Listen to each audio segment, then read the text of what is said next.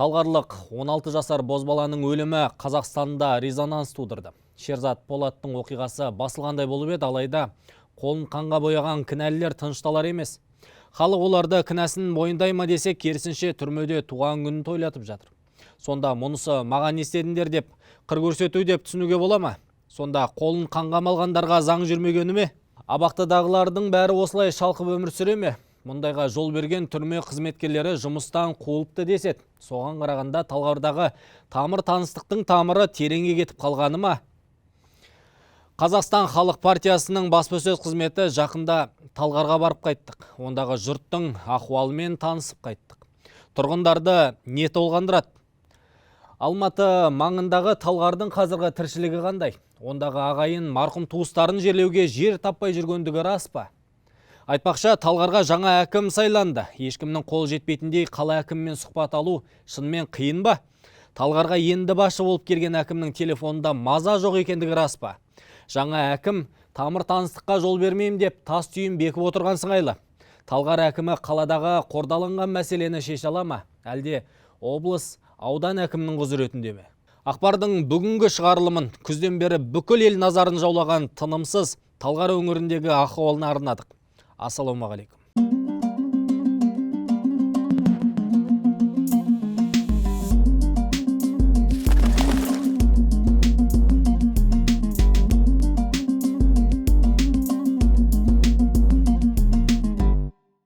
Құрметті көрермен, мына видеоны барлығыңыз көрген шығарсыздар.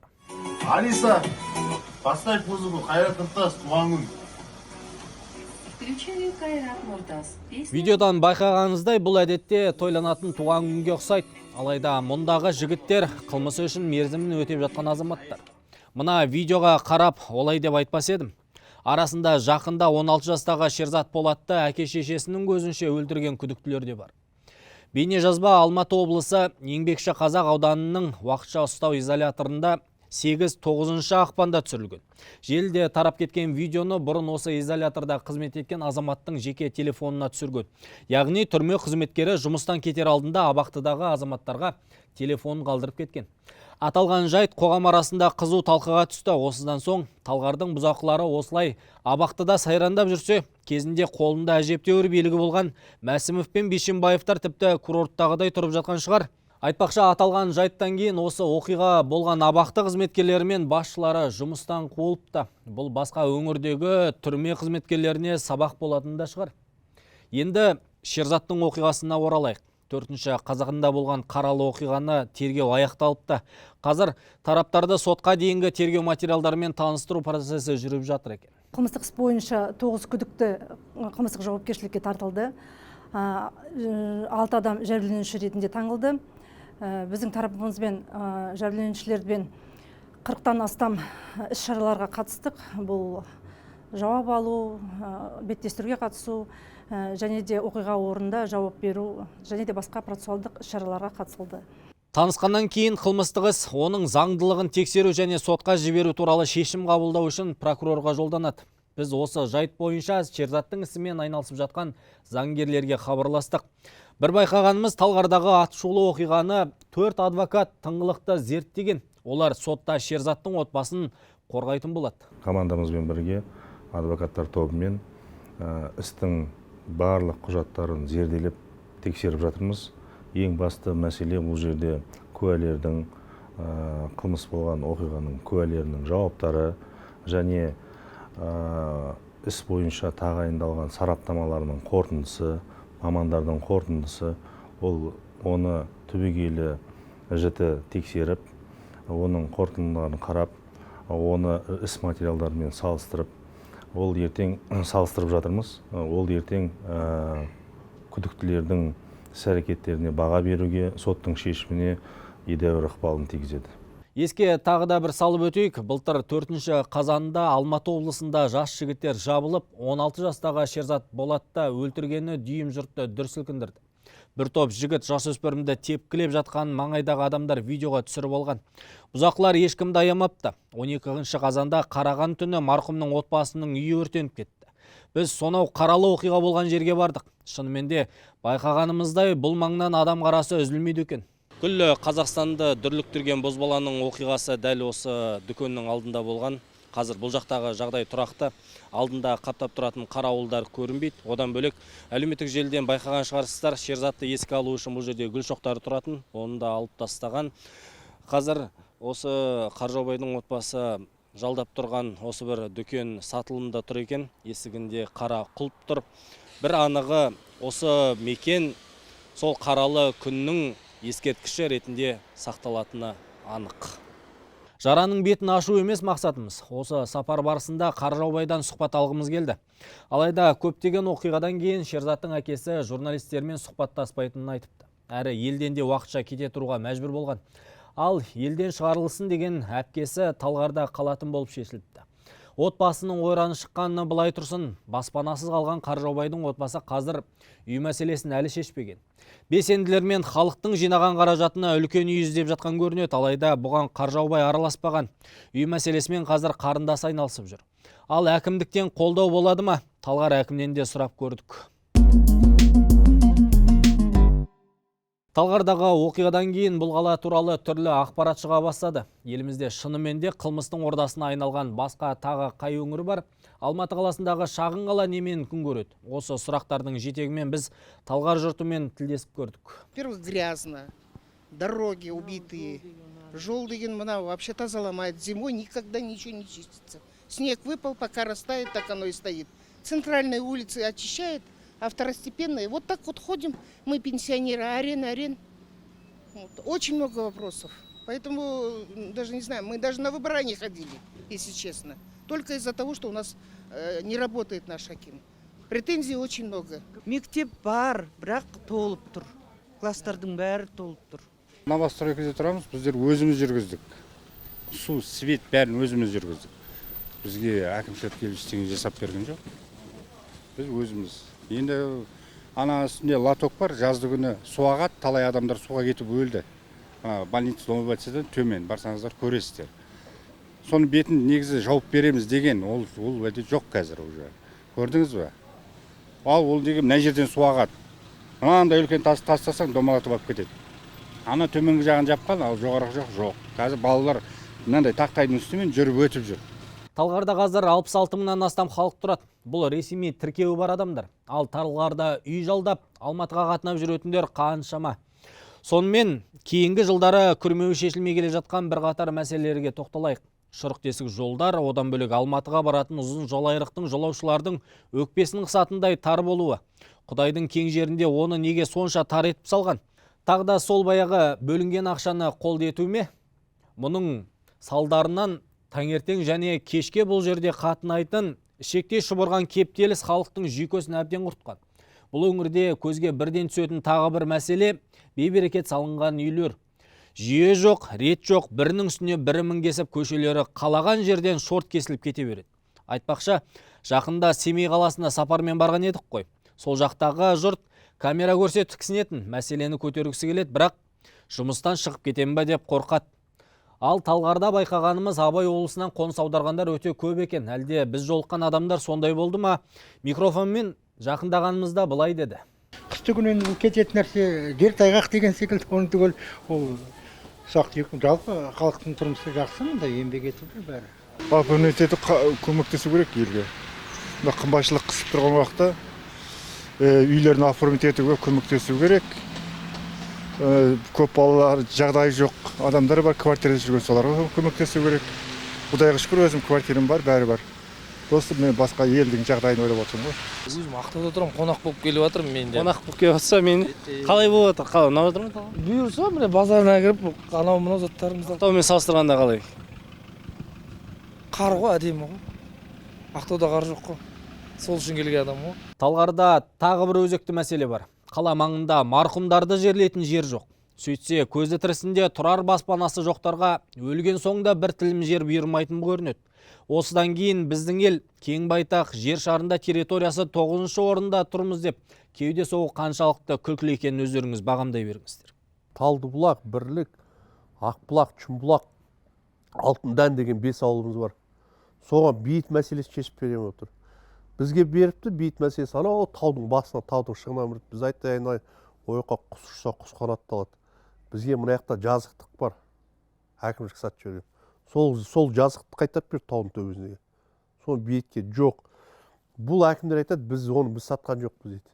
Енді қазір олигархтардың офшор шоттарын қайтарамыз деп жатыр.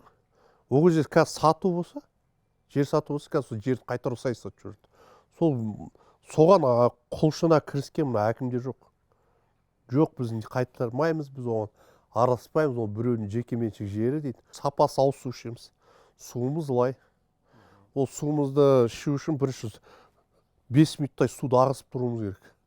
Лай су ағады, содан кейін барып су аламыз. Әйтпесе былай су ішу емес, судың сапасы төмен. Ана жақта фильтровальный станция саламыз деді, ол фильтровальный станциясы жұмыс істемейді. Ол жаңа тартқан суы, оны жаңа құммен авала кетеді, көму керек екен тұрбан. Ол арап жаңа топырақпен таспен етере салған ол су аққан кезде ішіне давление болып, вибрация болып, турбалар тесіліп жарылып жатады. Көшеніміз кейде су алып жатады, тесіліп жарылып. Сондай мәселелер көп қазір. Жолымыз жоқ маяққа, жол міне қазір. 2016 жылдан бері қозғап келе жатырмыз. Жолымыз сатып жіберген. Фальсификация жасаған, бұрмаланған. Құжаттар бұрмаланған, фальсификация жасаған. Сол жолымызды жасауға әлі не жоқ. Оған кәдімгідей жаңағы ПЗ экспертиза өткен. Ол прокуратураға жазды, генерал прокурор Тоқаевқа да жазды. Міне жасаймыз деп қойды, қашан жасайтын бір алып. Екі семьяға жер сатып жіберіп, енді біз ол жерді қайтадан сатып алуымыз керек дейді. Бұрын сондай жолды сатады мысалы. Көшеміз тар болып кеткен. Айналған көшемізге тротуар керек. Жаңағы көшемізден су ағар керек, кішкентай лотоктар. Ондай қарастырмайды, көшеміздің бәрі тарығып тастаған. Мақсат ағамен бірге шынымен де жер жетпей қыр басына шығып қалған бейіт басына барып қайттық. Шынымен де аруақтарға құран бағыштаймын деген адам бұл жаққа көлікпен не тікұшақпен жетпесе, жаяу адам анау биік төбеге жету қиынның қиыны. Жер жетпеу мәселесі де түртіп алып, әкіммен сұхбаттасуға да жеттік. Айта кетейік, Талғар әкімінің сайланғанына бір айдан енді асыпты. Жақында бұл маңда сайлау өтті. Арыстанбек Әбілқайырұлы 9071 дауыс жинап әкім болып сайланды. Талғарда қордаланған мәселе өте көп. Үлкен мегаполис жанындағы шағын қала болған соң, мұндай мәселенің де болатынына заңды енді. Әкіммен сұхбаттасу қиынға түспеді, яғни сұхбат алам деген журналистке ашықпын, шамам жеткенше жауап беруге тырысам деді. Енді халықты толғандырған мәселелерді бастайық. Ассалаумағалейкум. Рұқсат болса өзімді таныстырып өтейін. Арыстанбек Әбілқайырұлы, Талғар қаласының әкімімін қазіргі таңда. Осы қызметке дейін 2009 жылы Талғарға жұмыс бабымен келгем.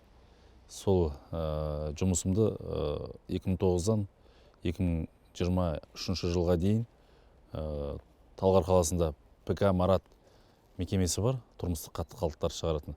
Сол мекемеде менеджер болып жұмыс жасап, одан кейін 2016 жылы төрағаның шешімімен сол мекемеде зам болып, жаңағы өндірістік зам дейді ғой, по производству.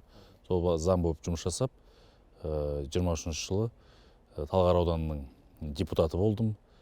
Жұмысымды жалғастырып, одан кейін осындай аяқ асты осындай шара болып болғаннан кейін Талғар қаласының әкіміне сайлауға қатысып, жеңіп, халық өзі таңдап, мені сайлады. Ойламаған жерден осылай болып қалды, жер зат. Жаңағы ініміз ғой, марқұм жатқан жер жайлы болсын енді. Болмаған жерден, ойламаған жерден осылай болып қалды. Ол мағанға дейін болған дүние, енді мен оған енді ештеңе айта алмаймын қазір. Өмірден өтті, арғатай біраз дүрлікті, шулады, әлемге шықтық енді. Енді сол Талғардың аты жаман жағынан шығып кетті, криминалды деді, хутор деді, жоқ заттарды Талғарға жапты ғой енді, бұл айтқанда көбінесе. Бірақ дегенмен де енді осы бағытта өзіміздің тараптан жұмыстар жүргіземіз. Жастармен орта буын, кіші буын, үлкен буын деген сияқты бұл идеологиялық жұмыстар. Алла бұйырса енді алдыңғы уақыттарда осының бәрін алдын алу жұмыстарын жүргіземіз. Әкімдікке дейін мен халықтың арасында жұмысымды жасадым. Халықтың ортасында жүріп, барлығымен таныс болдым, осы Талғардың тұрғындарымен. Енді менің өзім осы қызметке тағайындалғаныма бір айдан асты. Бұйырса Алла қаласа, мына 18 ақпанда 2 ай уақыт болады енді. Мен қазір өз тарапымыздан біз ақырын кезең-кезеңмен жұмыстар жүргізіліп жатыр. Енді кезекте осы жергілікті кәсіпкерлермен кездесіп, тағы да бір дөңгелек стол жасап, осы өзіміздің Талғардың халқының жаңағы жұмыс беру, әл ауқатын жақсартуға атсалысып соларды шақырғым келеді.